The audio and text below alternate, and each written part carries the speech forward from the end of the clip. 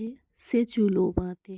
তো হ্যালো বন্ধুরা, শুভ সকাল। তো এই ভিডিওটা শ্যুট করেছি রাত থেকে, কালকে রাত্রের ভিডিও বাটিসাপটা বানানো হয়েছিল।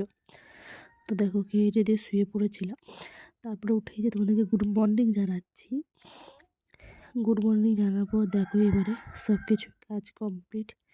এবারে হচ্ছে মেশিন ধুতে যাব। মেশিন ধোয়ার পর তারপরে দেখো মেশিন ধোয়া কমপ্লিট। এবারে ব্রাশ নিয়ে ব্রাশ করতে যাব।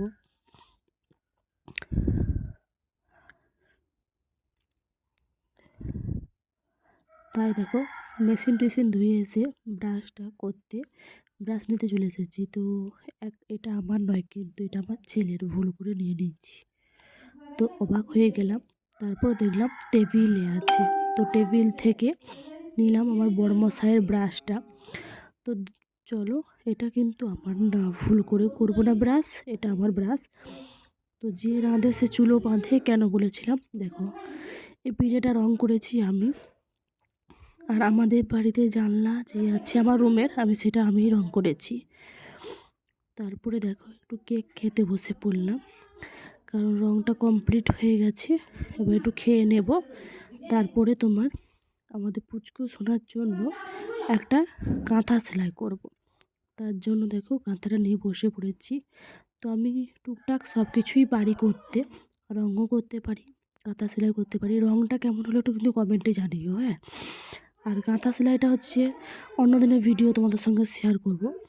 তারপরে দেখো স্নান টান করে রান্না করতে চলে এলাম। ভাত বসিয়ে দিয়েছি, আর এই যে শাক কাটতে লেগে গেছি। আর দিদি রান্না বসিয়েছে, মানে তরকারি। তো এটুকুই আজকের ভিডিও। তারপরে সবজি কাটার পর বাঁধাকপির পকোড়া করলাম, খুব টেস্টি লাগলো খেতে। যদি জানতে চাও কিভাবে করলাম অবশ্যই কমেন্ট করো, রিপ্লাই দিব। তো চলো আজকের মতন ভিডিওটা এই পর্যন্তটাই। ভিডিওটা পাশে থেকে ফলো করে